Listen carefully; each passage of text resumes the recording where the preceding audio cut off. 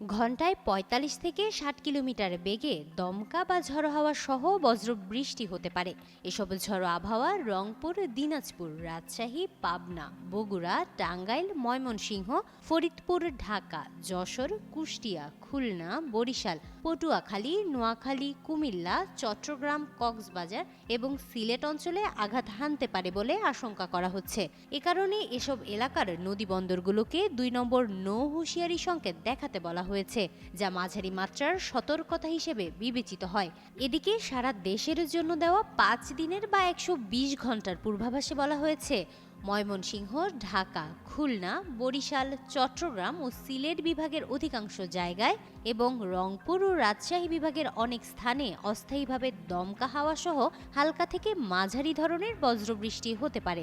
এছাড়া এসব অঞ্চলের কোথাও কোথাও হতে পারে ভারী থেকে অতি ভারী বর্ষণ, যা শহর ও গ্রামাঞ্চলে জলাবদ্ধতা কিংবা ক্ষয়ক্ষতির কারণ হতে পারে। আবহাওয়া অধিদপ্তর সবাইকে সতর্ক থাকার পরামর্শ দিয়েছে এবং নদীপথে চলাচলের ক্ষেত্রে বাড়তি সাবধানতা অবলম্বনের আহ্বান জানিয়েছে।